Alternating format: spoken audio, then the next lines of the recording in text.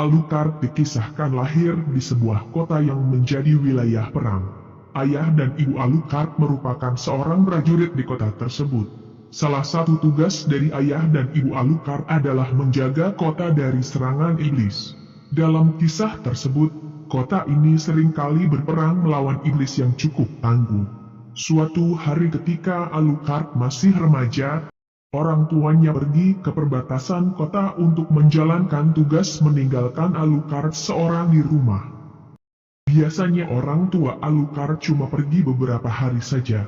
Jadi Alucard tidak merasa khawatir.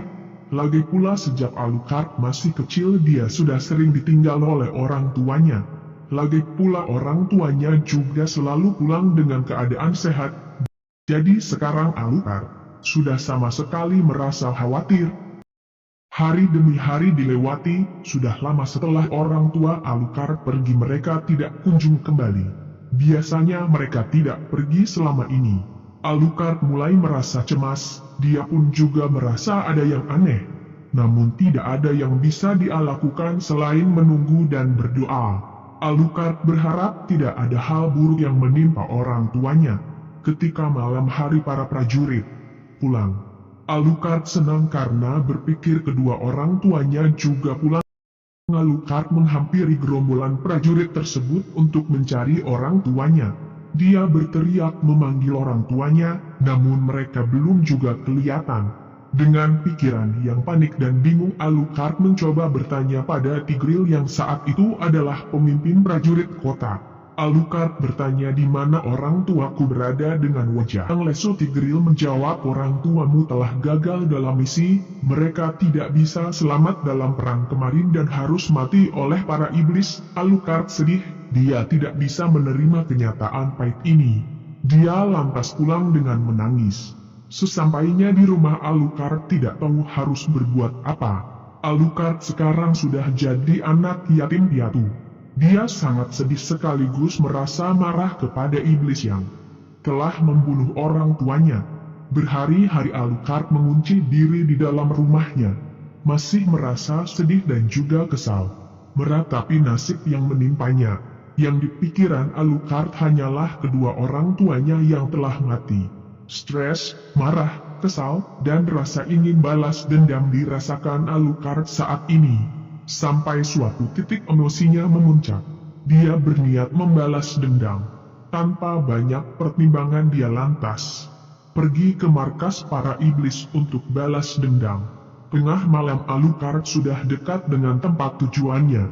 Waktu itu Alucard pergi sendirian ke markas para iblis tanpa membawa senjata apapun. Setibanya di sana Alucard melihat banyak iblis sedang berkumpul.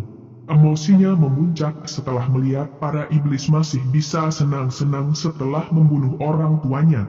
Alucard menghampiri mereka sambil berteriak dengan keras. Semua iblis langsung menoleh dan kaget melihat ada orang yang berani ke markas mereka sendirian.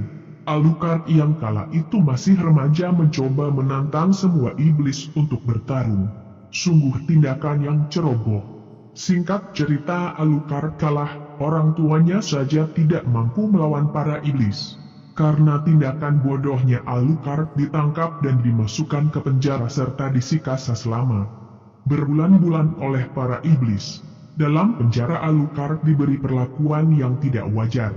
Dia disiksa setiap hari, setiap malam perut dan mukanya dipukul bergantian oleh para iblis hingga beberapa kali dia hampir mati. Luka dan darah berbekas di mana-mana. Dia juga cuma dikasih makanan sisa yang sangat tidak layak untuk dimakan. Lama Alucard dilakukan seperti ini. Tubuhnya yang masih bertumbuh tidak bisa menahan semua ini lebih lama lagi. Jika seperti ini Alucard pasti akan mati. Dia pun mencoba melarikan diri. Namun tidak ada jalan keluar. Penjaranya sangatlah rapat, penjagaannya juga sangat ketat. Tidak ada jalan keluar bagi Alucard. Dia hanya bisa menunggu kematian menjemputnya. Pada malam hari ketika para Alucard mau tidur, tiba-tiba terdengar suara ribut di lorong penjara. Para iblis yang menjaga Alucard tiba-tiba berlarian ke sumber suara ribut tersebut. Alucard kebingungan tidak tahu apa yang terjadi. Setelah beberapa lama, tiba-tiba ada suara ledakan yang sangat keras. Setelahnya muncul asap yang sangat tebal. Alucard melihat ke arah lorong dan melihat para iblis tergeletak mati di lantai.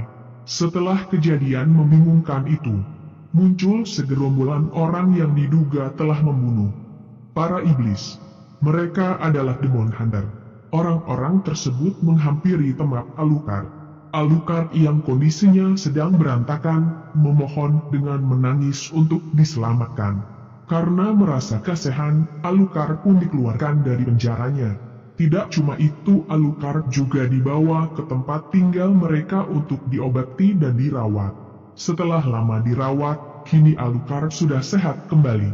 Kondisinya sudah pulih sekarang. Sudah tidak ada luka, sekarang sudah kembali normal. Namun walau begitu, Alucard masih dendam kepada para iblis. Iblis yang waktu itu hanyalah sebagian kecil dari iblis yang ada di dunia. Masih banyak iblis di luar sana yang jumlahnya lebih banyak dan lebih kuat.